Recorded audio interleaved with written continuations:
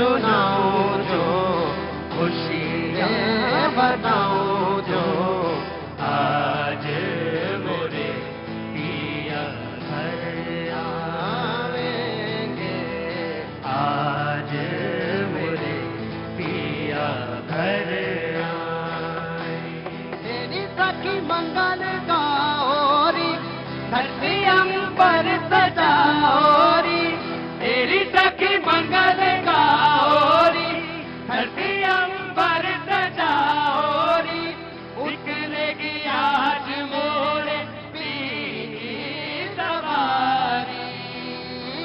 हर कोई काजल लाओरी, मोहे काला टीका लगाओरी, हर कोई काजल लाओरी, मोहे काला टीका लगाओरी, उनकी छब से दिखूं मैं तो न्यारी।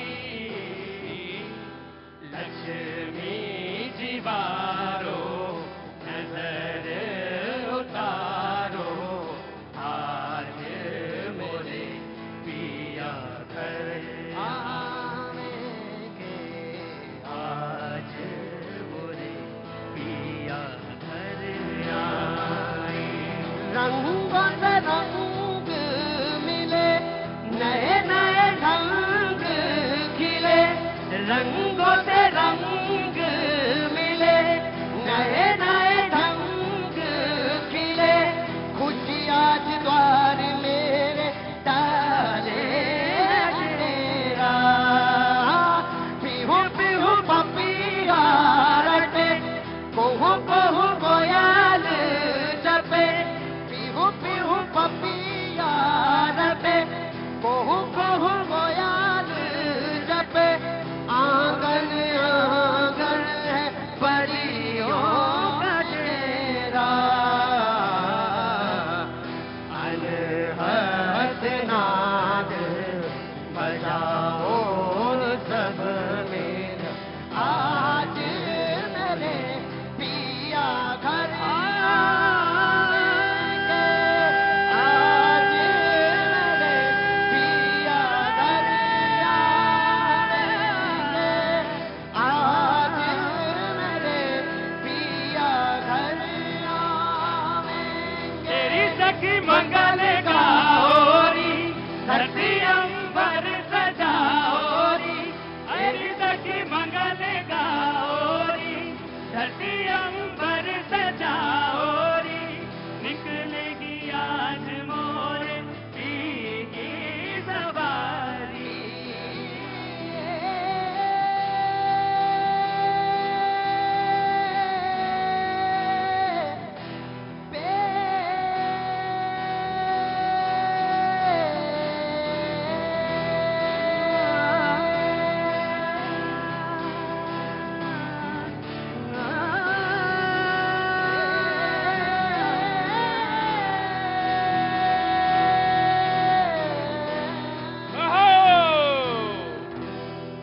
बहुत बहुत शुक्रिया आपके मंगल गीत के साथ।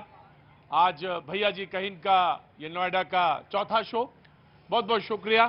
Thank you so much AV brothers, बहुत बहुत शुक्रिया राहुल, बहुत बहुत शुक्रिया Karan, thank you so much. बातचीत के सिलसिले को शुरू करने के लिए, और ये परंपरा है भारत की, जब मेहमान और मेहमान नवाजी दुनिया को सीखनी हो तो निश्चित तौर से भारत से सीखनी चाहिए।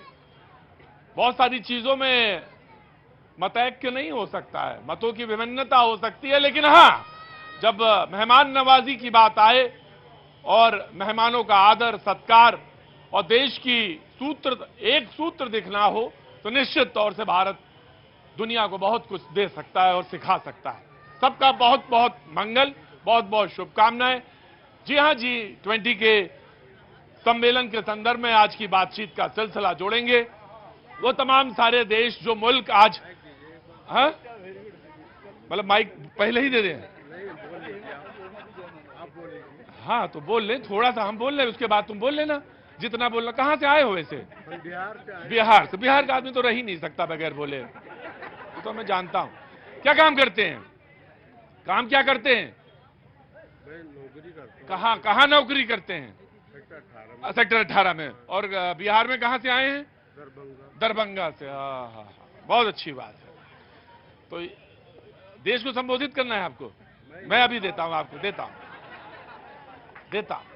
ये परंपरा है और अच्छी बात है। ये शो की सबसे बड़ी खूबी भी है कि कोई भी शख्स आए और कहे कि नहीं मुझे बोलना है, और अगर बोलेगा नहीं तो मामला बनता भी नहीं है, जरूर बोलना चाहिए।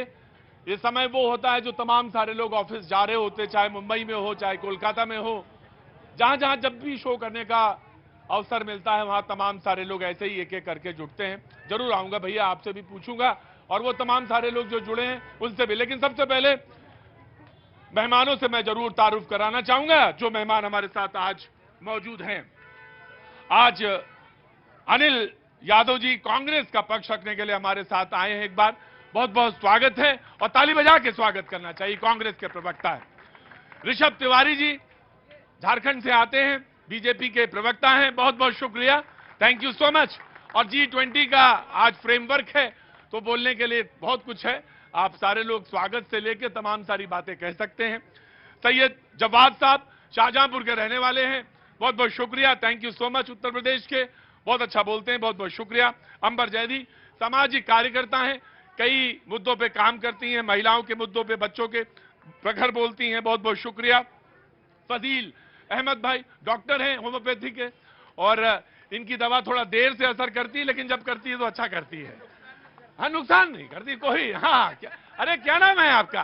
भटनागर। कितनी बार ली है भटनागर साहब दवा आपने? सर कई बार ली। हाँ, और मुझे भी बड़ा भरोसा हो गया, पहले मैंने भी होम्योपैथी पे भरोसा करना सीख लिया। हाँ जी, हाँ जी। मेरे पापा डॉक्टर थे होम्योपैथी के? जी हाँ, मथुरा में। क्या नाम था उनका? डॉक्टर लालाऊ भटनागर जी। भटनागर जी को, उनको मैं नमन करता हूँ, प्रणाम करता हूँ। होम्योपैथी की दवा असर करती है, इसमें दो राय नहीं। बहुत बहुत शुक्रिया फजील भाई। अमित जी हमारे साथ मौजूद हैं, अमित श्रीवास्तव जी, बहुत बहुत शुक्रिया Amit Srivastava ji, thank you so much. और स्वाति जी हमारे साथ मौजूद हैं, बहुत बहुत स्वास्थ्य अच्छा नहीं है लेकिन उसके बाद भी आई हैं, थैंक यू सो मच। तो अब मैं शुरू करूं बातचीत। हाँ, आप बताइए आप क्या कहना चाह रहे? माइक हम पकड़ेंगे, इसका मुझे पैसे मिलते हैं, और मसाला आप तो फिर ऐसा करिए, मसाला थूक के आइए, और मुझे वो जो मुझे हवा से रुख से पता चल जाता है वो पता चल गया। खैर, बहुत बहुत अच्छी बात, शुक्रिया। मुद्दा ये आया कि वर्ल्ड बैंक की रिपोर्ट आई एक G20 से पहले, और उसने कहा, मैं आऊंगा एक एक सिलसिले में आता जाऊंगा, आंकड़ों की बात आज होगी थोड़ी सी, कभी कभी आंकड़े बोझल हो जाते हैं लेकिन कोशिश होगी बातचीत के सिलसिले में वो जोड़ा जाए। वर्ल्ड बैंक की रिपोर्ट ने ये बात कही कि इन 6 वर्षों में भारत ने जो अर्जित किया है वो पिछले 15 अगर एग्जैक्टली मैं कोट कर दूं कि लगभग 5 दशक में, वो 15 नहीं 5 दशक में हासिल नहीं किया जा सकता, जो इन 6 सालों में भारत ने हासिल किया है। और खासतौर से उन्होंने इसका उल्लेख किया है, जो डिजिटल पेमेंट इंफ्रास्ट्रक्चर है, बुनियादी ढांचा जो इसका बनाया है, खासतौर से जो यूपीआई, जनधन और आधार का जिक्र वो करते हैं, त्रिमूर्ति का, ये 3 चीजों का जिक्र है उसमें, तो भारत की चर्चा हो रही है। और उन्होंने कहा कि भारत खासतौर से इन तीनों के मुद्दे पे, डिजिटल इंफ्रास्ट्रक्चर के मुद्दे पे पूरी दुनिया को, पर कभी कभी आश्चर्य होता है, हम बहुत लेट स्टार्टर थे लेकिन आज जहां खड़े हैं दुनिया हमारे इस तरफ देखती है। डिजिटल इंफ्रास्ट्रक्चर, बुनियादी ढांचा जो हमारा बनाया हुआ है, यूपीआई, और ये गौरव का विषय है। इस मुद्दे को उठाते हैं पहले कांग्रेस से, और आज मैं सोचूंगा कि बहस ऐसी हो जो बड़ी सार्थक सी लगे, जो कंट्रीब्यूट करना चाहे, बोलना चाहे, वो अपनी बात भी कहना चाहे जरूर कहें। कहां से आए बाबूजी? नोएडा से ही है ना, नोएडा से।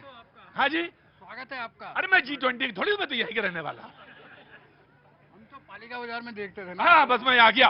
अनिल यादव जी, 15 इन 6 सालों में जो भारत ने अर्जित किया वो 5 दशकों को पीछे छोड़ दिया।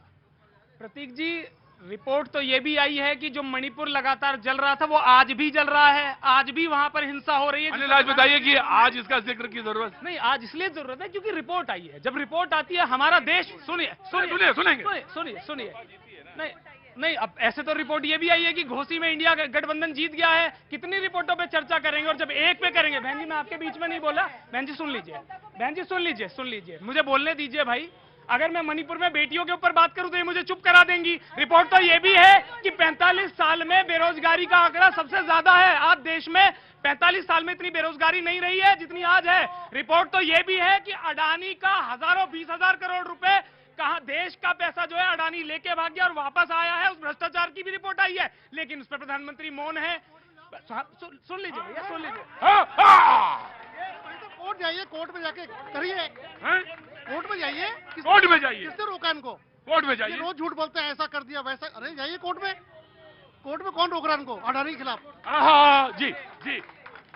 देखिए, सबसे पहले तो क्योंकि आपने G20 का जिक्र किया, हाँ। G20 का जिक्र किया और मेहमान, जनता भी बड़ी खूब होती है, कहीं भी घोड़े भाग रहे हो वहीं ले आती है।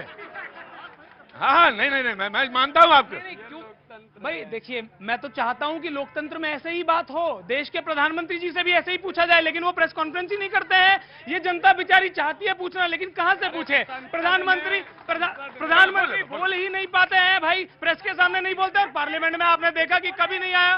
सुन लो भाई, ऐसे मत करो, ऐसे मत करो। तुम्हारे हिस्से की रोजगार की बात कर रहा हूं, पढ़ाई लिखाई की बात कर रहा हूं, रोजगार की बात कर रहा हूं, 45% की।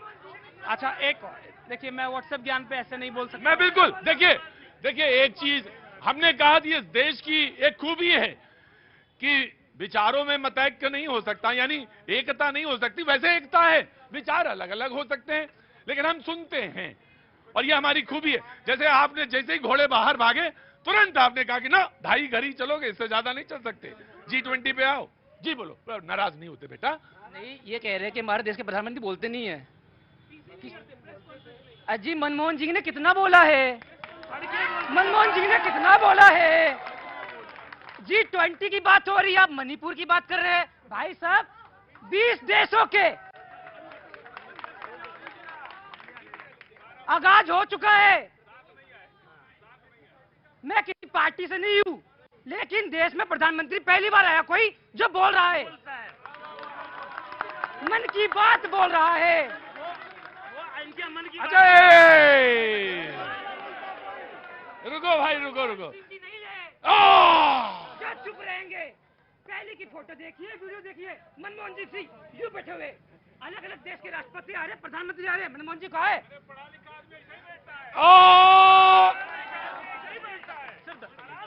नहीं, आराम से, नहीं, नहीं, मेरा नौजवान साथी है, मेरा कर्तव्य बनता है। भैया आप सुन लो, मैंने आपकी अब सुनो। अब सुनो। अभी सबसे बड़ी देश की समस्या क्या है कि आधा ज्ञान है लोगों के पास। P5 करके जो 5 विश्व शक्ति है ना, विश्व की जो 5 टॉप की कंट्रीज हैं, उनमें से 2 आ ही नहीं रही। उनके प्रेसिडेंट जो है वो नहीं आ रहे। चाइना के प्रेसिडेंट नहीं आ रहे हैं, व्लादिमीर पुतिन नहीं आ रहे हैं। सुन लीजिए, अब आप मेरी बात सुनिए। जहां तक बात मनमोहन सिंह की है, जब पूरी दुनिया की इकोनॉमी डूब रही थी ना, तब ये देश सर्वाइव कर पाया मनमोहन सिंह की वजह से। और एक सेकंड और बता दूं, आप G20 की बात करते हो, इससे आपको बता दूं भैया, आप जो बात कर रहे हो ना, ये भारत वो देश है जो 1952 में पहला चुनाव लड़ा और 56 में इन्होंने यूनेस्को की पहली कॉन्फ्रेंस करा दी थी इंटरनेशनल। ये पहली बार G20 नहीं हो रहा है। आपको बता दूं, 20 कंट्री। अरे सुन लो भाई, सुन लो, ये मोदी जी की कोई इसमें काबिलियत नहीं है, ये प्रोसेस है। नहीं, ये प्रोसेस के तहत होता है। इससे पहले 17 बार G20 हुआ है हर देश को, ये 18वां है। नंबर वाइज नंबर हर किसी को मौका मिल रहा है। ये प्रधानमंत्री मोदी के अलावा कोई और होते तब भी मौका। हमसे पहले, हालांकि मैं तो 2 ही संतान हूं, एक मेरी बहन और एक मैं। लेकिन सुनिए, मैं एक बात बहुत मोटे तौर पे कहता हूं। भाई रुकिए, मैं तो एक बात बड़े मोटे तौर पे कहता हूं कि बोले ये 18वें क्रम में था इसलिए आया। अरे घर में जब भी बच्चा पैदा हो, चाहे 5वें नंबर का, चाहे तीसरे, चाहे चौथे, बधाई तो हर एक में बजती है। तो ये बहुत खुशी की बात है, खुशी की बात है। हाँ, उसकी बात नहीं करेंगे, G20 की बात नहीं करेंगे, ये दूसरी ही बात करेंगे। अब 56 के बाद 70 साल हो गए, हम तो 70 साल की कह रहे हैं ना। 70 साल में कुछ नहीं हुआ, तो 56 के बाद 70 साल हो गया, अब हो रहा 70 साल बाद। जी, बहुत अच्छी बात है। खैर वो तो G20 तो बात मैं बीजेपी के प्रवक्ता को देता हूं, और उसके बाद सारे लोग एक एक करके बोलेंगे। इधर भी कोई भैया बोल रहे थे, मैं आ रहा हूं बेटा, आ रहा हूं, जा। जी प्रतीक जी, सबसे पहले धरती सुनारी, अंबर नीला, हर मौसम रंगीला, ऐसा देश है मेरा। सबको G20 का इतना शुभारंभ हो रहा है, बहुत बहुत शुभकामनाएं, बधाई। और मैं भारत की संस्कृति को बढ़ाते हुए, क्योंकि हमारे घर में, आपके घर में, हम सबके घर में अगर कोई मेहमान आता है तो घर के आपसी लड़ाई को समय नहीं रखते। आज मैं कोई निगेटिव बात नहीं करूंगा, क्योंकि मैं इनको भी अपना परिवार मानता हूं, और ये केवल अपने देश, अपने परिवार को ही देश मानते हुए अलग विषय, लेकिन मैं आज कोई निगेटिव बात नहीं करूंगा। क्योंकि मनमोहन सिंह जी का चर्चा हुआ तो मनमोहन सिंह जी ने भी कहा कि मेरे जीते जी ऐसा समिट हो रहा है तो मुझे खुशी मिल रही है। लेकिन हमें यह भी देखने की आवश्यकता है कि ये G20 एक केवल समिट नहीं है, ये एक भारत को बदलता भारत की तस्वीर है। एक 140 करोड़ नागरिक के त्याग तपस्या का दिया हुआ पैसा का परिणाम है कि आज हम इतने सक्षम हैं कि पूरे विश्व को अपनी ओर दिखा सकते हैं।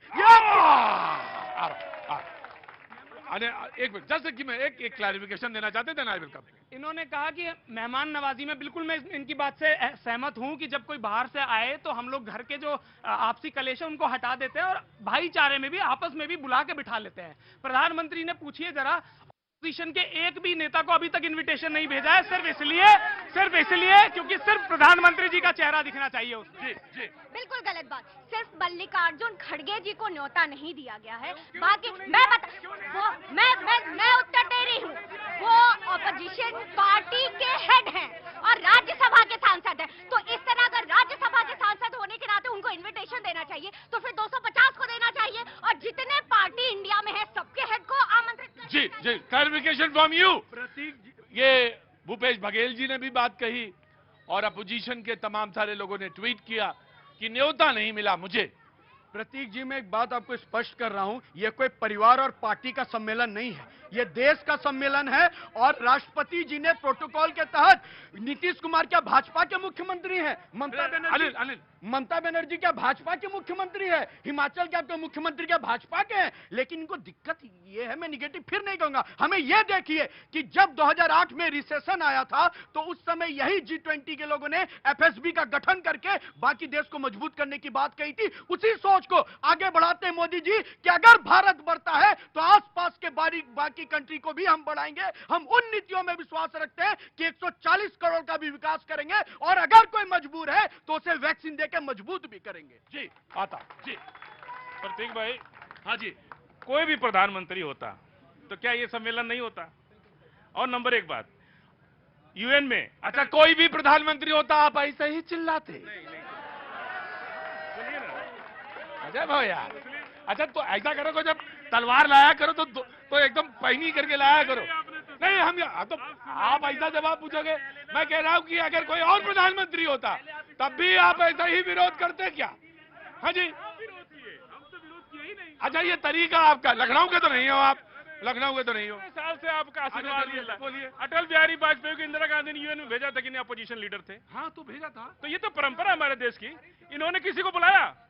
हम भी राजनीतिक विश्लेषक हैं, हम तो चाह रहे थे कि बलिया का सत्य हम ऋषि सुनक को दें।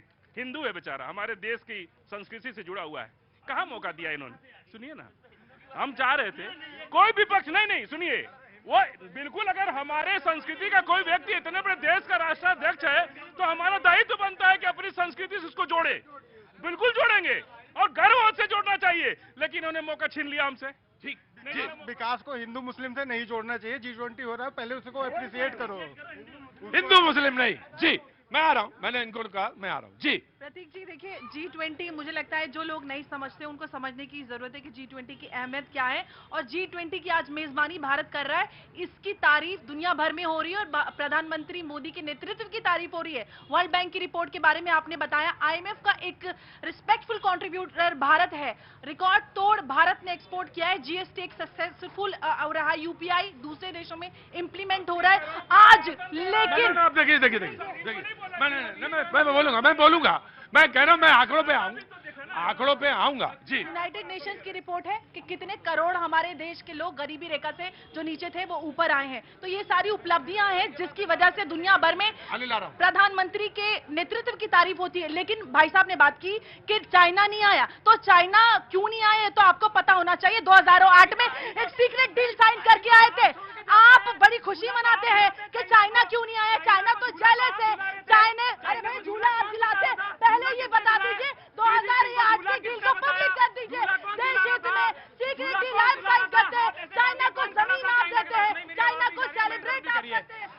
झूला तो आप झुलाएंगे प्रधानमंत्री, झूला आप झुलाओगे, हाथ बांध के आप खड़े होगे और खाना छोड़ के आप जाओगे और सवाल हमसे पूछोगे चाइना पे। चाइना के साथ डील जो 2008 में साइन करके आएगा उसी से तो पूछेंगे, और किससे पूछेंगे? अगर मैंने साइन की होती तो मैं बताती। आप देश से हर चीज मांगते हैं, आप जवाब दीजिए। गजब है भाई, ये मौका, रस्म, रिवाज, दस्तूर क्या है ये मैं जानता हूं, लेकिन फिर भी ठीक है, आप सवाल जरूर पूछिए। लेकिन मैं तो किसी और मूड में। क्या गा रहे थे आप, जरा मुझे बताइए क्या कह रहे? मेरी सखी मंगल गाओरी, धरती अंबर सजाओरी, तेरी सखी मंगल गाओरी, धरती अंबर सजाओरी। मैंने फिर पीछे कर दिया था, जितनी ऊपर बहस पहुंची थी सब नीचे, कोई आगे नहीं। ना ना ना ना, लड़ाई झगड़ा क्या होता है? नहीं नहीं, बिल्कुल नहीं, बिल्कुल विनम्रता के साथ बातचीत होती है। और जब अनिल बोलते हैं तो मुझे अच्छा लगता है, मैं इनका बड़ा प्रशंसक हूं, ये तर्क के साथ आते हैं, बात रखते हैं, और मुझे अच्छा लगता है जब ये बीजेपी के प्रवक्ता उसको तर्क के साथ ही काटते हैं, बहुत अच्छा लगता है कि नहीं ठीक है। मैंने पूछा नहीं होता क्यों नहीं, उन्होंने बताया। जी भैया, क्या नाम है आपका? प्रभाकर सिंह। प्रभाकर जी, क्या काम करते हैं बा? सर यही बैंक में। बैंक में, बहुत बहुत शुभकामनाएं। तो इस समय तो काम वाम सब खत्म करा, मैं आ रहा हूं, रुको। हाँ ये सर काम खत्म हो गया। जी, अब आप पूछिए सवाल, आप पूछना चाह रहे थे। सर सवाल मैं ये पूछना चाहता हूँ कि जब भी आप वाहवाही लूटने का टाइम आता है, हाँ। तो मोदी जी, उनके कार्यकर्ता अपने आप को आगे कर देते हैं, लेकिन जब कोई सवाल पूछ लिया जाता है तो कांग्रेस जिम्मेदार हो जाती है, जैसे अभी कांग्रेस को जिम्मेदार ठहरा दिया, या नेहरू जिम्मेदार हो जाते हैं। मगर जब सवाल की बात आती है, जब कुछ पूछा जाता है तो उसके बाद सरेंडर कर देते हैं, हाथ उठा देते हैं कि जी नेहरू जिम्मेदार है, 70 साल जिम्मेदार है। इनकी कोई जिम्मेदारी नहीं 9 साल से। सिंह साहब, आप पे कोई मैंने देखा, युवक है, नवयुवक है और सवाल पूछता है, और मैंने कहा कि सवाल पूछा जाना चाहिए। बाबूजी परेशान मत होइए, ये हमारी पीढ़ी है अगली, और जो अगली पीढ़ी है उस पर हमें भरोसा करना पड़ेगा, और कोई वो नहीं है। सवाल पूछा है इसने, और इसका सवाल का जवाब जरूर आना। तुम्हें कौन सी ऐसी चीज है जो, हाँ जी बोलो सर। जो अभी G20 सम्मेलन हो रहा है, इसमें एक अंदाजा जो आया है, रुको, हमारा देश इसमें 4100 करोड़ रुपए का खर्चा कर रहा है, जबकि इससे पहले जो G70 जो 17वां प्रोग्राम हुआ था, उसमें जर्मनी ने केवल इसे 600 करोड़ में निपटा दिया था। तो इतना पैसे का अव्यय क्यों हो रहा है इस पे? अव्यय शब्द का इस्तेमाल किया है, and will be answered by BJP. अच्छा अच्छा अच्छा, ठीक है, मैं जोड़ लेता हूं भैया। क्या, हाँ, नाम आपका? मेरा नाम ऋषभ है। ऋषभ जी, कहाँ के रहने वाले हैं? मैं हूं तो जी मेरठ का। अरे हाँ जी, बीजेपी का गढ़ कहते हैं उसे। हाँ। लेकिन मुझे एक सिंपल सीधी सी एक बात बता दो, G20 के चक्कर में हमारे देश को इतना सजाया जा रहा है, हाँ। ठीक है, सिर्फ किस लिए? दिखाने के लिए कि हमारे देश में इतनी अच्छी सुंदरता है। अरे अब सबसे पहले अपने देश की सड़कें तो, उनके गड्ढे तो भर लो भाई पहले, सबसे इंपॉर्टेंट चीज है। अगर भाई गड्ढे नहीं भरोगे तो आम आदमी जो सड़क पे चल रहा है बारिश में, वो गड्ढों में सड़क गाड़ी अपनी चलाने से ना बचेगा। ठीक है, बिल्कुल। रुको, आराम से आराम से आराम से, लड़ाई झगड़ा जी, अरे आराम से बाबूजी, पहले मौका देना चाहिए बच्चे को, उसके बाद लेना चाहिए पिताजी को, और फिर बाबा। सर मैं भी मेरठ से हूँ, मेरा नाम सावन कनौजिया है। ये जो विपक्षी बोल रहे हैं, हालांकि मैं किसी पार्टी का नहीं हूँ, लेकिन विपक्षी जो ये बोल रहे हैं क्यों नहीं बुलाया खड़गे को, भैया देखो जब शादी होती है ना तो फूफा नाराज होता ही है। तो फूफा नाराज हो रहा है, अब कौन मनाएगा कौन दुलाएगा इस समय क्या? फूफा तक बात आ गई, मैं आ रहा हूँ। प्रतीक जी, बहुत सारे प्रश्न है, पहले मैं उनका जवाब दे देता हूं। बिल्कुल। मेरठ से आते हैं, जरा इनसे पूछिए कि आज से 4 साल पहले मेरठ से कितने देर में दिल्ली आते थे? 3 घंटे, 1 घंटे में मेरठ पहुंचते हैं। और मैं आपको बता रहा हूं, और उस हमारे युवा ने, सर जवाब देने दीजिए, हमारे उस युवा ने बहुत अच्छा प्रश्न पूछा। युवा ने अच्छा सवाल पूछा, बहुत अच्छा, मैं आपका रिस्पेक्ट करता हूं सर। अरे भाई, अब मैं ठीक है, मेरठ से हैं आप, मेरठ से हैं भाई आप। अरे आ रहा हूँ, जवाब सवाल। इन्होंने बहुत अच्छा, प्रतीक भैया आप शो करते हैं, ठीक है, आपको भली भांति पता है कि कब माइक किधर ले जाना है, कहां ले जाना है, बैलेंस करना आप अच्छे से जानते हैं। उसी प्रकार आपने कहा 9 साल में और चीजों की बात क्यों नहीं हो रही? यही 9 साल में भारत ने देखा कि कितनी भी महामारी आ जाए, देश आज पांचवी मजबूत अर्थव्यवस्था की ओर बढ़ा। इसी महामारी में देखा कि कितनी भी महामारी आ जाए सेना मजबूत हुआ। इसी महामारी में देखा कि महिलाओं को मजबूती दी गई है। तो हमने बहुत काम किया। और इन्होंने पैसा की बात कही कि वहां पे 600 करोड़ में हुआ, वहां पे 500 करोड़ में हुआ। सर मैं निगेटिव बात नहीं करना चाहता था, लेकिन आज मैं आपको जवाब के तौर पे दे रहा हूं, इसे नेगेटिव मत लेना। इस देश में पुराने इतिहास पे यह सवाल इसलिए खड़ा होता है क्योंकि जब हम प्रधानमंत्री संग्रहालय बनाते हैं तो विपक्ष कहता है सब प्रधानमंत्री को सम्मान मत दो, केवल गांधी परिवार, केवल गांधी परिवार। इसलिए चीजें नहीं हो सकी जो अब हो रही है। इसलिए पैसे खर्चे हो रहे हैं क्योंकि जो इतने साल से गड्ढे नहीं भरे थे वो अब आ रहा हूं अनिल, आ रहा हूं। जब बात का नंबर है। दूसरी बात ये, बेटा मैं आ रहा हूं, मेरठ आ रहा हूं। और जब निर्माण होता है, जब बात खड़े रहिए, जब निर्माण होता है, जब कार्य होते हैं, जैसे उन्होंने कहा कि सड़क जब बनती है तो रोजगार भी बनता है, इंफ्रास्ट्रक्चर भी खड़ा होता है और बहुत सारी चीजें इस देश में जो अर्थव्यवस्था के लिए जो घटक हैं, जो कंपोनेंट्स हैं, वो एक साथ कार्य करने लगते हैं या काम कर। जो अर्थव्यवस्था समझते हैं वो उस बात को अच्छी तरह से भली बात जानते हैं। जी वेरी क्विक। सर अभी फाजिल भाई कह रहे थे कि मनमोहन कोई भी प्रधानमंत्री होते तो ऐसा इवेंट होता। हाँ बिल्कुल होता, लेकिन हम वर्ल्ड बैंक पे बात नहीं कर रहे थे, G20 घोटाले पे बात कर रहे होते। हम भारत मंडपम बनने में कितना कांग्रेस खा गई इस पर बात कर रहे होते। यही अंतर है। कॉमनवेल्थ घोटाला हुआ था आपके राज में, आपके राज में कॉमनवेल्थ घोटाला हुआ था। सर दूसरी बात, आपने मेहमानबाजी की बात कही। 2 मिनट अभी और मौका दूंगा चिल्लाने का। मेहमानबाजी की बात की, आप सब बताइए, आप सब लोग हाँ अभी बताते हैं ना सर। आप सब बताइए, आपके घर में मेहमान आता है, आपके घर में मेहमान आता है, क्या आप घर छोड़ के विदेश भाग जाते हैं? राहुल गांधी विदेश भागे हुए हैं, वहां जाके कहते हैं चाइना के पास विजन है, भारत के पास विजन नहीं है। आज में रिकॉर्ड वीडियो है, मैं वीडियो दिखा रहा हूँ। ठीक है, मुझे क्लैरिफाई कर देना।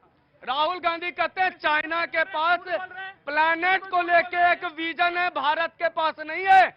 आज मैं पूछता हूँ, भारत सरकार से मैं पूछता हूँ कि अगर कांग्रेस पार्टी नहीं बताती है कि चाइना के साथ कांग्रेस पार्टी ने कौन सा एग्रीमेंट किया था, भारत सरकार, ईडी, सीबीआई, फोर्स, पुलिस जो लगाना लगाए, लेकिन जो एग्रीमेंट राहुल गांधी ने सिंह जिनपिंग के साथ किया था वो एग्रीमेंट बाहर आना चाहिए।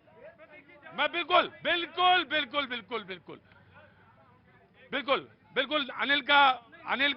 अनिल का बनता है, बिल्कुल अनिल का बनता है उनको क्लैरिफाई करना है कि राहुल गांधी का नाम, हालांकि 23 हो गया, 25 हो गया, लेकिन मैं फटाफट एक क्लैरिफिकेशन लूंगा। क्योंकि चाइना पे इन्होंने बोला है और बीच में मत बोलिएगा भैया। एक बात बताइए, जब चाइना हमारी सीमाओं में घुस रहा था तो देश के जो विजन की बात नहीं, विजन की भी बता रहा हूँ। विजन तो यहीं से पता चल जाएगा ना, जब फॉरेन मिनिस्टर कहता है कि भाई बताइए चाइना की अर्थव्यवस्था इतनी बड़ी है, हम उससे लड़ेंगे थोड़ी। ये इनकी कायरता है जो एक ये दिखाते हैं। दूसरी सुन लो, दूसरा है, सुन ले, ऐसे नहीं। अरे भाई आपके यार तुम्हारे बीच में एक बार नहीं बोला। अगर तुम्हें झूठी बोलना तो बोल लीजिए, झूठ बोलना तो बोल लीजिए, ऐसा थोड़ी चलेगा। अरे भाई प्रधानमंत्री ने यह कहा कि जब चीन हमारी सेना में घुस रहा था तो प्रधानमंत्री ने कहा कि ना कोई हमारी सेना में आया है ना कोई घुसा है। विजन नहीं, बिल्कुल सुन लीजिए। अरे जब तुम हमारी बाउंड्रीज को दे रहे हो, हमारी सीमा को दे रहे हो, तुम चाइना के ऊपर बात करोगे? अरे तुम्हारा झूला झूलाने का कौन सा विजन है? राहुल गांधी ने देख लिया, मुझे बता दो चाइना के पास कौन सा विजन राहुल गांधी ने देखा? तो 43 मार दिए थे इंडिया ने चाइना के, जब चाइना यहाँ इंडिया में आने की कोशिश कर रहा, 43 मारे थे। ये कह रहे हैं वो क्या कर दिया इंडिया ने, इससे ज्यादा क्या करेंगे? उनके 43 मारे थे। तो इसी बात पे छोड़ा था ब्रेक के बाद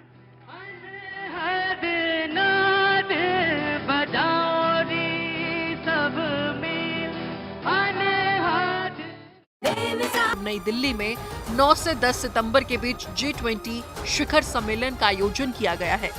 बार तो उसने पाकिस्तान के एक बड़े हिस्से पर ही कब्जा करने का दावा कर दिया। टीटीपी के मुताबिक इस हमले से डरकर पाकिस्तान की सेना ने उसके लड़ाकों के आगे घुटने टेक दिए। और इस दौरान टीटीपी ने पाकिस्तान के कई सैनिकों को मारने और करीब 100 जवानों को बंधक बना लेने का भी दावा किया। टीटीपी के मुताबिक उसके हजारों लड़ाकों ने चित्राल जिले को घेर लिया, जिससे घबराकर पाकिस्तान की सेना ने हार मान ली और इस तरह उसने अफगानिस्तान की सीमा के नजदीक बसे खैबर पख्तूनख्वा के चित्राल जिले पर कब्जा कर लिया। हालांकि पाकिस्तान की सेना की तरफ से इस दावे पर कोई बयान सामने नहीं आया, लेकिन खबर है कि पाकिस्तान के मीडिया को चित्राल में टीटीपी के हमले से जुड़ी खबरें न दिखाने का निर्देश दिया गया। टीटीपी ने बाद में यह भी दावा किया कि इस जिले के ज्यादातर लोग उसके समर्थन में हैं, क्योंकि वो पाकिस्तान की सरकार और वहां की सेना से ऊब चुके हैं। एक दिन पहले ही इस आतंकी संगठन के लड़ाकों ने कब्जे का अभियान शुरू किया था, जिसके तहत उन्होंने सेना के कई कैंपों को निशाना बनाया। टीटीपी पाकिस्तान की सेना और पुलिस को अपना सबसे बड़ा दुश्मन मानता है और उसका इरादा न सिर्फ चित्राल पर बल्कि पूरे खैबर पख्तूनख्वा प्रांत पर कब्जा करने का है। और इसीलिए टीटीपी के लड़ाके बार बार पाकिस्तान के इस प्रांत को निशाना बनाते हैं। पाकिस्तान का खैबर पख्तूनख्वा प्रांत अफगानिस्तान की सीमा के नजदीक है और अफगानिस्तान की सत्ता पर बैठे तालिबान पाकिस्तान के इस हिस्से को अपना बताते हैं। इसी वजह से इन दोनों देशों के बीच तनातनी भी रहती है। कहा जाता है कि तालिबान सरकार इस काम में टीटीपी के लड़ाकों की पूरी मदद करती है ताकि वो उसका सपना पूरा कर सके। यही नहीं, इस आतंकी संगठन को पाकिस्तान का तालिबान भी कहा जाता है, जिसका मकसद पाकिस्तान की सरकार को उखाड़ फेंकना है और वहां शरिया कानून लागू करवाना है। जम्मू कश्मीर में आतंकियों की कमर तोड़ने की पूरी तैयारी कर ली गई है। वहां के उपराज्यपाल मनोज सिन्हा ने सोपोर में लोगों से अपील की है कि वो किसी भी तरह से आतंकियों को समर्थन न दें, ताकि आतंकियों को जल्द से जल्द उनके अंजाम तक पहुंचाया जा सके। ऐसे तत्वों को प्रश्रय मत दीजिए, बाकी काम पुलिस और फौज के लोग कर लेंगे। जम्मू कश्मीर के उपराज्यपाल मनोज सिन्हा ने लोगों से आतंकियों और उनके समर्थकों को आश्रय नहीं देने के लिए कहा। साथ ही लोगों को ये भरोसा भी दिलाया कि सेना और पुलिस के जवान जम्मू कश्मीर की धरती से आतंक का नामो निशान मिटाकर ही दम लेंगे। इधर हाइक्यू नाम के तूफान की वजह से दक्षिणी चीन में तीसरे दिन भी हालात खराब रहे। वहां फुजियान प्रांत में आसमान से बेहिसाब पानी बरसा, जिसकी वजह से कई इलाकों में बाढ़ जैसे हालात बन गए। और वहां से जो तस्वीरें सामने आई उनमें फुजियान की सड़कों पर हर तरफ मटमैला पानी नजर आया। वहां इतना ज्यादा पानी भर गया कि सड़कों पर चलने वाली सैकड़ों गाड़ियां रास्तों पर जगह जगह फंस गईं। उन गाड़ियों में फंसे लोगों को निकालने के लिए सड़कों पर नाव चलानी पड़ी। वहां से आई एक तस्वीर में कुछ लोग धक्का लगाकर एक ट्रक को पानी से बाहर निकालते नजर आए। तूफान के दौरान आसमान से गिरे बेहिसाब पानी की वजह से वहां कई जगहों पर पहाड़ खिसकने की भी घटनाएं सामने आई। फुजियान का लगभग हर इलाका हाइक्वी तूफान की गिरफ्त में दिखाई दिया। हालांकि चीन में दस्तक देने से पहले हाइक्वी तूफान ने ताइवान के भी कई इलाकों में जमकर तबाही मचाई थी। जब ये तूफान 3 सितंबर को ताइवान के तट से टकराया था तो वहां हाहाकार मच गया था, क्योंकि जब ये तूफान ताइवान के तट से टकराया तो उसकी रफ्तार 155 किलोमीटर प्रति घंटा से भी ज्यादा थी। हांगकांग के अखबार साउथ चाइना मॉर्निंग पोस्ट के मुताबिक हाइक्वी तूफान की शुरुआत दक्षिण चीन सागर से हुई। इसके बाद उसने ताइवान के दक्षिण इलाके में जमकर कोहराम मचाया और फिर आगे बढ़ते हुए तूफान चीन के दक्षिणी इलाकों पर कहर बनकर टूटा और इसका सबसे ज्यादा असर चीन के फुजियान प्रांत में दिखा। वहां तूफान की वजह से आई बाढ़ के बाद करीब 3 लाख लोगों को अपने घर छोड़ने पड़े। लेकिन चीन के मौसम विभाग की माने तो ये तूफान अभी और तबाही मचा सकता है, क्योंकि अगले कुछ दिनों में इसके चीन के पश्चिमी इलाकों की ओर बढ़ने की आशंका जताई गई। उधर अमेरिका के वॉशिंगटन राज्य से एक ऐसा वीडियो सामने आया जिसने सबकी सांसें अटका दी। वहां जंगल में लगी आग के बीच एक पुलिसकर्मी अपनी जान की परवाह न करते हुए धधकते जंगल में न सिर्फ घुसा बल्कि उसने कई लोगों की जान भी बचा ली। ये वीडियो 18 अगस्त का बताया गया, जो अब सामने आया। और उस वीडियो में वो पुलिस वाला जंगल में लगी भीषण आग के बीच लोगों का रेस्क्यू करता दिखा। अमेरिका के वॉशिंगटन से जो वीडियो सामने आया उसमें वो पुलिस वाला एक आदमी को जंगल की तरफ जाने से रोकने की कोशिश करता दिखा, लेकिन वो आदमी नहीं माना और अपने पालतू जानवरों को बचाने की बात कहते हुए जल रहे जंगल की तरफ दौड़ पड़ा, जिसके बाद वो पुलिस वाला भी गाड़ी से उसके पीछे जाने लगा। वीडियो में वो जल रहे जंगल के बीच से गुजरता दिखा। सड़क के दोनों तरफ जलते हुए कई पेड़ दिखे। पेड़ों से आग की चिंगारी और लपटें उठती नजर आईं। धुएं की वजह से वहां कुछ भी देख पाना मुश्किल था, लेकिन इसके बाद भी वो जंगल को पार करते हुए दूसरी तरफ पहुंच गया। इसके बाद वो वहां मौजूद लोगों से पीछे हटने की अपील करता दिखाई दिया, क्योंकि वहां के जंगल में जो आग लगी थी वो कुछ ही दिनों में हजारों एकड़ के दायरे में फैल गई और उस आग की वजह से कई दिनों तक वॉशिंगटन राज्य के प्रशासन की सांसें फूली रही, क्योंकि जैसे जैसे वक्त बीत रहा था जंगल में लगी आग रिहायशी इलाकों की तरफ बढ़ती जा रही थी। वॉशिंगटन प्रशासन के मुताबिक जंगल में यह आग 18 अगस्त को लगी थी और पुलिस वाले का लोगों के रेस्क्यू करने का वीडियो भी उसी दिन का है। एक रिपोर्ट के मुताबिक 18 अगस्त को जंगल में लगी आग कोई प्राकृतिक घटना नहीं थी, मतलब आसमान से बिजली गिरने या फिर गर्मी की वजह से वहां आग नहीं भड़की थी, बल्कि ये इंसानों की वजह से लगी थी। हालांकि सही वजह का पता नहीं चल सका, लेकिन इस आग ने वहां के जंगल के साथ साथ उस पूरे इलाके को तबाह कर दिया। अमेरिका के मीडिया के मुताबिक ज्यादातर हिस्सों में लगी आग को बुझा लिया गया, लेकिन इससे वहां 10,000 एकड़ जमीन जलकर राख हो गई और 100 से ज्यादा मकान जल गए। इस घटना में एक आदमी के मरने की भी खबर है। और इधर मध्य प्रदेश के इंदौर से खुदकुशी का एक हैरान कर देने वाला मामला सामने आया। पुलिस के मुताबिक वहां एक होटल व्यवसायी ने अवैध पिस्तौल से खुद ही को गोली मार ली और जिसके बाद 7 पन्ने का सुसाइड नोट लिखा। और मौत की वजहों के बारे में कई पत्र घर के अलग अलग हिस्सों में चिपका दिए, जिसमें उसने तमाम बातों का जिक्र किया, जैसे सबसे पहले कमरे में कौन आएगा, सबसे पहले क्या करना है, उसके शव को किसे देना है। इतना ही नहीं, पुलिस को मिले सुसाइड नोट में उसने इस बात का भी जिक्र किया कि उसने 9 साल पहले ही सोच लिया था वो 30 साल तक ही जिंदा रहेगा। पुलिस ने 7 पन्ने का सुसाइड नोट और घर की दीवारों पर चिपकाए गए पन्ने बरामद कर लिए। साथ ही जिस पिस्तौल से उस आदमी ने खुदकुशी की, वो पिस्तौल भी बरामद कर ली। अरब लड़ाकों को खत्म करने के लिए एसडीएफ ने बड़ी संख्या में आईएसआईएस के आतंकियों को जंग के मैदान में उतार दिया। ये वो आतंकी हैं जिन्हें सीरिया में अमेरिका की सेना ने एसडीएफ के साथ मिलकर पकड़ा था, जिन्हें अरब लड़ाकों से लोहा लेने के लिए एसडीएफ ने जंग के मोर्चे पर तैनात कर दिया। मतलब अमेरिका के समर्थन वाले एसडीएफ ने अरब लड़ाकों के खिलाफ आईएसआईएस के गिरफ्तार आतंकियों को एक हथियार के तौर पर इस्तेमाल करना शुरू कर दिया। इन आतंकियों को सीरिया के देर जोर प्रांत के उन इलाकों में तैनात करने की खबर है जहां अरब लड़ाके एसडीएफ के लड़ाकों पर भारी पड़ रहे हैं। सीरिया के अल हस्का प्रांत से जो तस्वीरें सामने आई, उनमें रात के वक्त एसडीएफ की कई बख्तरबंद गाड़ियां तेजी से गुजरती दिखाई दी। सीरिया के मीडिया ने दावा किया कि उन गाड़ियों में आईएसआईएस के आतंकी थे, जिन्हें अरब लड़ाकों के खिलाफ देर जोर प्रांत के उन इलाकों में तैनात करने के लिए ले जाया गया जहां वो पिछड़ते जा रहे हैं। इस बीच एसडीएफ ने सीरिया के देर जोर प्रांत में के कई गांवों को अरब लड़ाकों से छुड़ाने का दावा कर दिया, जबकि कुछ रोज पहले ही अरब लड़ाकों ने उन गांवों से एसडीएफ लड़ाकों को खदेड़ने और वहां कब्जा करने का दावा किया था, जिसके बाद से वहां एसडीएफ और अरब लड़ाकों के बीच भीषण जंग छिड़ी थी। कई दिनों की जंग के बाद कुर्द समुदाय के दबदबे वाले विद्रोही गुट एसडीएफ ने देर जोर प्रांत के उन गांवों पर दोबारा कब्जा करने का दावा किया जहां अरब लड़ाकों ने अपने पैर जमा लिए थे। उसका दावा है कि देर जोर में चलाए गए इस ऑपरेशन में 100 से ज्यादा अरब लड़ाकों की मौत हो गई। और एसडीएफ की तरफ से ये भी दावा किया गया कि देर अज़ोर प्रांत से अरब लड़ाकों को पूरी तरीके से खदेड़ दिया गया, जबकि सीरिया का देर जोर प्रांत अरब लड़ाकों का गढ़ माना जाता है और 27 अगस्त को एसडीएफ के खिलाफ बगावत करने के बाद अरब लड़ाकों ने इस प्रांत के कई हिस्सों और गांवों पर कब्जा करने का दावा किया था। तो तुर्की के मीडिया ने दावा किया कि सीरिया के देर जोर प्रांत से कुर्दों के दबदबे वाले विद्रोही गुट एसडीएफ के लड़ाके अरब लड़ाकों के परिवार वालों को वहां से भगाने और गांवों को छोड़ने के लिए मजबूर करने लगे। अरब लड़ाकों का संगठन देर जोर मिलिट्री काउंसिल एसडीएफ का ही हिस्सा था, लेकिन इस संगठन के चीफ की गिरफ्तारी के बाद इसके लड़ाके भड़क गए, जिसके बाद सीरिया की सरकार के खिलाफ कई साल से जंग लड़ रहे विद्रोही गुट एसडीएफ में फूट पड़ गए। अरब लड़ाकों ने एसडीएफ के खिलाफ बगावत का झंडा उठा दिया। तभी से इन गुटों के बीच भीषण जंग छिड़ी है। सीरिया का देर जोर प्रांत अरब लड़ाकों का गढ़ है, लेकिन एसडीएफ ने पूरे प्रांत से उन्हें खदेड़ने का दावा किया। यही नहीं, तुर्की के मीडिया के मुताबिक अरब लड़ाकों को खदेड़ने के बाद इंडिया का प्राइड, मेरा प्राइड, वीकेसी प्राइड, कड़ी मेहनत का जश्न मनाइए। G20 सम्मेलन में शामिल होने के लिए थोड़ी देर में दिल्ली पहुंचेंगे अमेरिका के राष्ट्रपति जो बाइडेन। आज ही प्रधानमंत्री मोदी के साथ करेंगे द्विपक्षीय वार्ता, पीएम मोदी ने ट्वीट कर दी जानकारी। G20 के लिए सुबह से ही जारी है विदेशी मेहमानों के आने का सिलसिला। दिल्ली पहुंचे ब्रिटेन और जापान के प्रधानमंत्री, इटली और बांग्लादेश की प्रधानमंत्री भी पहुंचे। G20 सम्मेलन के लिए दिल्ली पहुंचे ब्रिटेन के पीएम ऋषि सुनक ने भारत को G20 की अध्यक्षता मिलने को बताया बड़ी सफलता। कहा खालिस्तानी उग्रवाद किसी तरह से मंजूर नहीं, हिंदू होने पर जताया गर्व।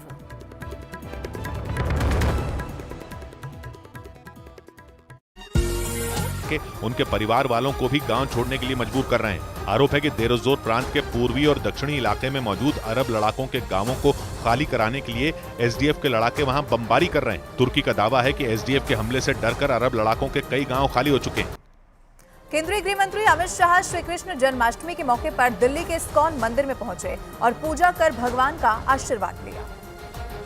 इस दौरान उनके साथ इस्कॉन मंदिर के कई पुजारी भी मौजूद रहे। गृह मंत्री अमित शाह ने शंख के जरिए भगवान श्री कृष्ण का दूधाभिषेक किया और फिर उनकी पूजा अर्चना की, जिसके बाद मंदिर के पुजारियों ने उन्हें माला पहनाई और इस्कॉन मंदिर की एक तस्वीर भी भेंट की। इस दौरान गृह मंत्री अमित शाह ने कुछ देर पुजारियों के साथ बैठकर बातचीत की, जिसके बाद वो वहां से रवाना हो गए। उधर राजस्थान के चित्तौड़गढ़ में जन्माष्टमी के मौके पर अनोखा ड्रोन शो किया गया, जिसमें 1000 ड्रोन ने एक साथ उड़ान भरी और भगवान श्री कृष्ण की कई झांकियां दिखाई। वहां से जो तस्वीरें आई उनमें आसमान में भगवान श्री कृष्ण की कई लीलाएं फोटो के जरिए दिखाई गई। चित्तौड़गढ़ के श्री सावरिया सेठ मंदिर में हुए इस खास कार्यक्रम में श्रद्धालुओं की भारी भीड़ शामिल होने पहुंची, जिन्होंने करीब आधे घंटे तक दिखाई गई इस झांकी का आनंद उठाया। भगवान श्री कृष्ण की अलग अलग लीलाओं की झांकी देखकर वहां मौजूद भक्त हैरान रह गए, क्योंकि राजस्थान में पहली बार इस तरह के ड्रोन शो का आयोजन किया गया था। बताया गया कि इस खास ड्रोन शो के लिए 1000 ड्रोन ने एक साथ उड़ान भरी। इस मौके पर पूरे मंदिर को भी खास रोशनी से सजाया गया। पाकिस्तान के सिंध प्रांत से हैरान कर देने वाला एक वीडियो सामने आया, जिसमें वहां के शिया और सुन्नी समुदाय से जुड़े कई लोग एक दूसरे के खून के प्यासे दिखे। दोनों पक्षों के बीच हुई हिंसक झड़प के बाद वहां तनाव बढ़ गया, क्योंकि शिया और सुन्नी समुदाय के लोग वहां एक दूसरे को मरने मारने पर उतारू दिखे। इस दौरान वहां भगदड़ मच गई, जिसके बाद दोनों पक्ष के लोग लाठियां लेकर एक दूसरे पर वार करते नजर आए। सूचना मिलने पर वहां पहुंची पाकिस्तान की पुलिस ने हालात पर काबू पाने की कोशिश की, लेकिन भड़के हुए लोग पुलिस के सामने ही नारेबाजी करने लगे। गुस्साए लोगों ने पुलिस वालों की एक न सुनी और उनके सामने ही दोबारा आपस में भिड़ गए। इस दौरान उन्होंने बीच बचाव करने आए पुलिस वालों को भी खदेड़ना शुरू कर दिया। पाकिस्तान के मीडिया के मुताबिक ये झड़प उस वक्त हुई जब शिया समुदाय के लोग करबला की यात्रा निकाल रहे थे, लेकिन उसी वक्त कुछ लोगों ने उन पर पथराव शुरू कर दिया, जिससे हिंसा भड़क गई। इस झड़प में 6 लोग घायल हो गए और इस घटना के बाद से ही पूरे इलाके में तनाव पसरा हुआ। अमेरिका ने टीटीपी यानी तहरीके तालिबान पाकिस्तान के पास अमेरिकी फौज के हथियार होने के आरोपों को नकार दिया।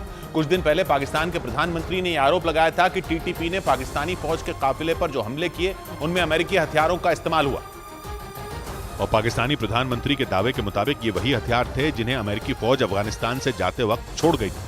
हालांकि अमेरिका ने पाकिस्तान के प्रधानमंत्री अनवर उल हक काकर के इस आरोप को पूरी तरह नकार दिया और ये दलील दी गई कि उसके छोड़े हथियार अफगानिस्तान की सेना को अपनी सुरक्षा के लिए दिए गए थे। इस दौरान अमेरिका ने पाकिस्तान के प्रधानमंत्री के इस बयान पर नाराजगी भी जताई। साथ ही उन्हें ये नसीहत भी दी कि पाकिस्तान को अपने और टीटीपी के झगड़ों का ठीकरा दूसरे देशों पर फोड़ना बंद कर देना चाहिए, वरना उसे इसकी बड़ी कीमत चुकानी पड़ सकती है। और उधर यूरोप के देश बेल्जियम की राजधानी ब्रसेल्स में कांग्रेस नेता राहुल गांधी ने यूरोपीय संसद के सांसदों के साथ एक बैठक की, जिसकी कुछ तस्वीरें भी सामने आई, जिनमें राहुल गांधी यूरोपीय संसद के कुछ सदस्यों के साथ एक बंद कमरे में बातचीत करते दिखाई दिए। राहुल गांधी यूरोपीय संसद के अंदर भी गए और बाद में संसद के सदस्यों के साथ एक राउंड टेबल बैठक में हिस्सा लिया। राहुल गांधी यूरोप के एक हफ्ते के दौरे पर हैं। बेल्जियम के बाद राहुल फ्रांस के पेरिस पहुंचेंगे और वहां एक कार्यक्रम में शामिल होने के बाद ही वो एक बैठक भी कर सकते हैं। उनका यूरोप का ये दौरा ऐसे वक्त में हो रहा है जब नई दिल्ली में 9 से 10 सितंबर के बीच G20 शिखर सम्मेलन का आयोजन किया गया है। बार तो उसने पाकिस्तान के एक बड़े हिस्से पर ही कब्जा करने का दावा कर दिया। टीटीपी के मुताबिक इस हमले से डरकर पाकिस्तान की सेना ने उसके लड़ाकों के आगे घुटने टेक दिए। और इस दौरान टीटीपी ने पाकिस्तान के कई सैनिकों को मारने और करीब 100 जवानों को बंधक बना लेने का भी दावा किया। टीटीपी के मुताबिक उसके हजारों लड़ाकों ने चित्राल जिले को घेर लिया, जिससे घबराकर पाकिस्तान की सेना ने हार मान ली और इस तरह उसने अफगानिस्तान की सीमा के नजदीक बसे खैबर पख्तूनख्वा के चित्राल जिले पर कब्जा कर लिया। हालांकि पाकिस्तान की सेना की तरफ से इस दावे पर कोई बयान सामने नहीं आया, लेकिन खबर है कि पाकिस्तान के मीडिया को चित्राल में टीटीपी के हमले से जुड़ी खबरें न दिखाने का निर्देश दिया गया। टीटीपी ने बाद में यह भी दावा किया कि इस जिले के ज्यादातर लोग उसके समर्थन में हैं, क्योंकि वो पाकिस्तान की सरकार और वहां की सेना से ऊब चुके हैं। एक दिन पहले ही इस आतंकी संगठन के लड़ाकों ने कब्जे का अभियान शुरू किया था, जिसके तहत उन्होंने सेना के कई कैंपों को निशाना बनाया। टीटीपी पाकिस्तान की सेना और पुलिस को अपना सबसे बड़ा दुश्मन मानता है और उसका इरादा न सिर्फ चित्राल पर बल्कि पूरे खैबर पख्तूनख्वा प्रांत पर कब्जा करने का है। और इसीलिए टीटीपी के लड़ाके बार बार पाकिस्तान के इस प्रांत को निशाना बनाते हैं। पाकिस्तान का खैबर पख्तूनख्वा प्रांत अफगानिस्तान की सीमा के नजदीक है और अफगानिस्तान की सत्ता पर बैठे तालिबान पाकिस्तान के इस हिस्से को अपना बताते हैं। इसी वजह से इन दोनों देशों के बीच तनातनी भी रहती है। कहा जाता है कि तालिबान सरकार इस काम में टीटीपी के लड़ाकों की पूरी मदद करती है ताकि वो उसका सपना पूरा कर सके। यही नहीं, इस आतंकी संगठन को पाकिस्तान का तालिबान भी कहा जाता है, जिसका मकसद पाकिस्तान की सरकार को उखाड़ फेंकना है और वहां शरिया कानून लागू करवाना है। जम्मू कश्मीर में आतंकियों की कमर तोड़ने की पूरी तैयारी कर ली गई है। वहां के उपराज्यपाल मनोज सिन्हा ने सोपोर में लोगों से अपील की है कि वो किसी भी तरह से आतंकियों को समर्थन न दें, ताकि आतंकियों को जल्द से जल्द उनके अंजाम तक पहुंचाया जा सके। ऐसे तत्वों को प्रश्रय मत दीजिए, बाकी काम पुलिस और फौज के लोग कर लेंगे। जम्मू कश्मीर के उपराज्यपाल मनोज सिन्हा ने लोगों से आतंकियों और उनके समर्थकों को आश्रय नहीं देने के लिए कहा। साथ ही लोगों को ये भरोसा भी दिलाया कि सेना और पुलिस के जवान जम्मू कश्मीर की धरती से आतंक का नामो निशान मिटाकर ही दम लेंगे। इधर हाईक्यू नाम के तूफान की वजह से दक्षिणी चीन में तीसरे दिन भी हालात खराब रहे। वहां फुजियान प्रांत में आसमान से बेहिसाब पानी बरसा, जिसकी वजह से कई इलाकों में बाढ़ जैसे हालात बन गए। और वहां से जो तस्वीरें सामने आई उनमें फुजियान की सड़कों पर हर तरफ मटमैला पानी नजर आया। वहां इतना ज्यादा पानी भर गया कि सड़कों पर चलने वाली सैकड़ों गाड़ियां रास्तों पर जगह जगह फंस गईं। उन गाड़ियों में फंसे लोगों को निकालने के लिए सड़कों पर नाव चलानी पड़ी। वहां से आई एक तस्वीर में कुछ लोग धक्का लगाकर एक ट्रक को पानी से बाहर निकालते नजर आए। तूफान के दौरान आसमान से गिरे बेहिसाब पानी की वजह से वहां कई जगहों पर पहाड़ खिसकने की भी घटनाएं सामने आई। फुजियान का लगभग हर इलाका हाईक्वी तूफान की गिरफ्त में दिखाई दिया। हालांकि चीन में दस्तक देने से पहले हाईक्वी तूफान ने ताइवान के भी कई इलाकों में जमकर तबाही मचाई थी। जब ये तूफान 3 सितंबर को ताइवान के तट से टकराया था तो वहां हाहाकार मच गया था, क्योंकि जब ये तूफान ताइवान के तट से टकराया तो उसकी रफ्तार 155 किलोमीटर प्रति घंटा से भी ज्यादा थी। हांगकांग के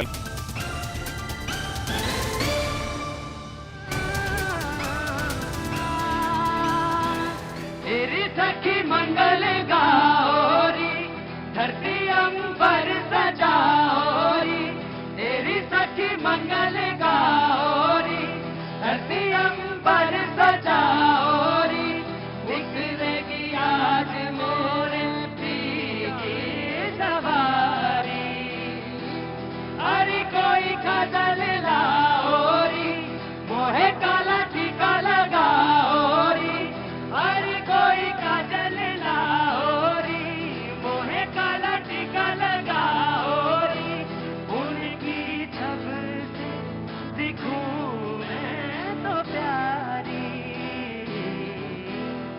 लक्ष्मी जीवारो नजर उतारो, आज मेरे पिया घर आएंगे, आज मेरे पिया घर आएंगे। बहुत बहुत शुक्रिया, थैंक यू सो मच। नजर तो उतारनी चाहिए। इस समय अगर दिल्ली देखेंगे आप तो यकीनन बहुत सुंदर। ये दिल्ली में कई फेज हैं। जब दिल्ली की कायाकल्प हुई है एशियाड में, कॉमनवेल्थ में और हमें G20 में ऑफ कोर्स, और वो जब खूबसूरती नजर आती है तो उसको व्यक्त करना चाहिए, और उसी की वजह से हम यहाँ पे हैं। लेकिन यहाँ पे हैं तो बहुत सारे लोग मुझे मिले और उन्होंने कहा कि साहब ऐसा ना हो कि G20 खत्म हो उसके बाद फिर दोबारा आप यहाँ ना आए, तो मुश्किल है, लेकिन मैं आऊंगा जरूर, आना भी चाहिए। नोएडा बहुत पास है यकीनन। हाँ जी,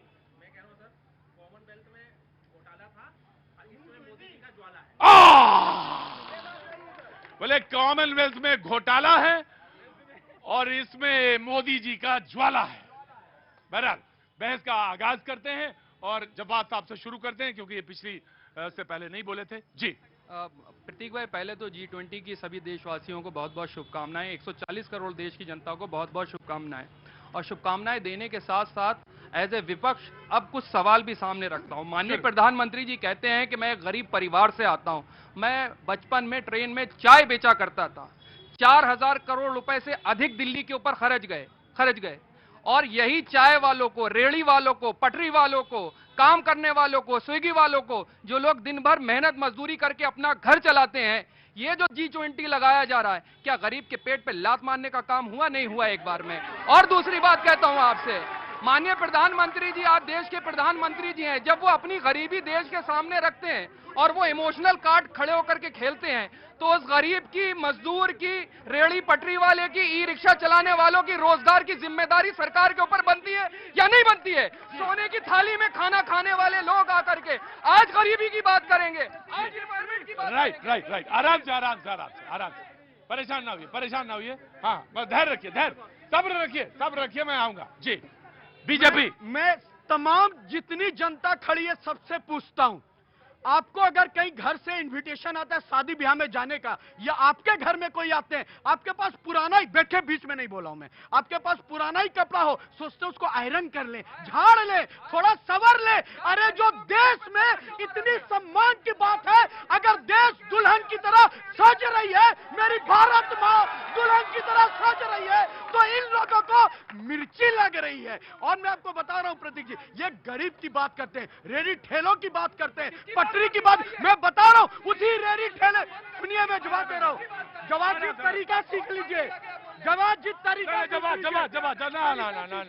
जवाब ये तरीका नहीं, जवाब मैंने आपको पूरा टाइम माइक नहीं हटाया। मैं रेडी ठेली वालों की बात करता हूं, कृपया करके गौर से सुनिएगा। ये नरेंद्र मोदी जी की सरकार है जिन्होंने रेडी ठेली वाले को पेंशन देने की बात कही। ये नरेंद्र मोदी जी की सरकार है जिन्होंने 12 रुपया में एक्सीडेंटल बीमा दिया। वो किनको दिया? आप लोगों को दिया, इन लोगों को दिया, सबको दिया। और एक बात, सोने की थाली बोलते हैं। अरे आप जब ईद मनाते हैं ना, जब आप ईद मनाते हैं तो क्या घर के टूटे बर्तन में खिलाते हैं?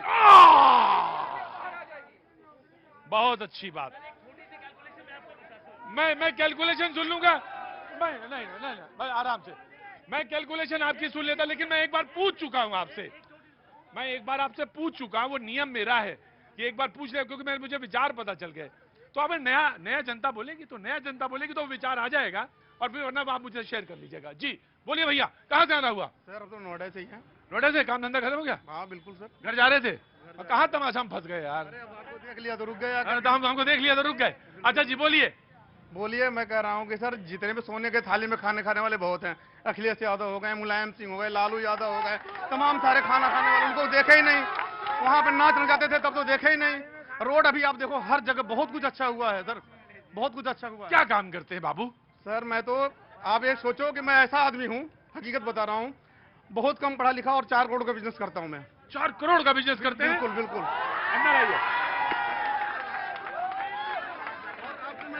नहीं, हम ना तो किसी का मोबाइल देखते हैं और ना ही किसी से कोई प्रूफ क्या। अरे तुम जो बोल रहे इसमें साक्षात प्रभु बोल रहे हैं। बिल्कुल सर। मैं किसी पे अविश्वास नहीं करता। मुझे 4 करोड़ से मतलब नहीं है। ईश्वर करे कि ये अगले साल 16 हो और उसके अगले साल 32 करोड़ हो जाए। और मेरा क्या इसमें, मैं बहुत लालची आदमी हूँ, बहुत लालची आदमी हूँ। ये जब ये 32 करोड़ होगा तो अभी आप कम से कम 10 लोगों को रोजगार दे रहे होंगे। जब ये 32 करोड़ होगा तो 150 लोगों को देंगे। और मेरा यही विचार है। देश की जब उन्नति के बारे में सोचे तो ऐसे ही जल्दी से अपनी बात कहिए और फिर वहीं जगह अपने स्थान पे खड़े हो जाइए। सर मेरे पास तो अभी आपका रैपिड मेट्रो का कॉन्ट्रैक्ट है, मैं वहाँ पे काम करके आ रहा हूँ, मेरठ से ही आ रहा हूँ अभी। जी। और उधर से आया तो इधर से घूमते हुए चला आया। मेरठ से इधर आ गए? हाँ जी, बहुत अच्छी बात है। उसके बाद देख रहा हूँ ये सब इतना ऐसे कर रहे हैं, मतलब सरकार तो बहुत अच्छा काम कर रही है, कोई दिक्कत नहीं है, कोई कुछ नहीं है। जी ओके फाइन। अनिल कांग्रेस, मैं आ रहा हूँ, थोड़ा देर से रखो। प्रतीक जी पहले तो मैं अपना विरोध दर्ज करा दूं। आपकी इतनी देर की डिबेट में आप आधे घंटे भाजपा के प्रवक्ता को पूरा भाषण दिलवा रहे हैं। पूरी मुझसे ज्यादा, कांग्रेस से ज्यादा पक्ष तो जनता ने भी रख लिया आज। आप हमें सबसे कम समय देते हैं, कम से कम इस बार बिना टोके समय दीजिएगा। देखिए पहले तो इस डिबेट में दिखाया जा रहा है कि भाई कांग्रेस जो है G20 के विरोध में, बिल्कुल नहीं है, बिल्कुल गलत बात है। G20 के विरोध में कांग्रेस क्यों होगी? देश का काम है, सुन लीजिए भैया, सुन लीजिए, देश का काम है, देश का गौरव की बात है, हमें भी गौरवान्वित महसूस हो रहा है। लेकिन मैं आपको ये स्पष्ट कर देना चाहता हूं कि ये बीजेपी का काम नहीं है एकमात्र, जो बीजेपी क्रेडिट ले रही है। इसमें हर किसी का योगदान है। आपका, हमारा, जो भैया रिक्शे वाले वहां बैठे हुए हैं ना, वो जो साबुन तेल लेते हैं, कंघी खरीदते हैं, उसके टैक्स का पैसा भी उस कार्यक्रम में लगा हुआ है। तो ये योगदान सबका है। इसको सिर्फ और सिर्फ भारतीय जनता पार्टी, हमें आपत्ति इस बात की है कि सिर्फ राजनीति के लिए, अपने राजनीतिक फायदे के लिए इस्तेमाल कर रही है, इस पर आपत्ति है। एक छोटी सी बात और कर रहा हूं। देखिए ये दिखाया जा रहा है जैसे कि 2014 से पहले भारत बहुत अक्षम देश था, यहाँ कुछ होता ही नहीं था। जब आप ऐसा करते हो ना, तो आप अपने पूर्वजों को गाली देते हो, अपने बड़े बूढ़ों को गाली देते हो, जिनका योगदान है इस देश को बनाने में। आप मुझे बताइए 2014 से पहले कितने इवेंट्स हमने यहाँ पर ऑर्गेनाइज करे इंटरनेशनल। मैंने आपको यूनेस्को का बताया। आप बताइए अफ्रीकन समिट हमने किए, 2 एशियन गेम्स हमने किए, कॉमनवेल्थ गेम्स हमने किए।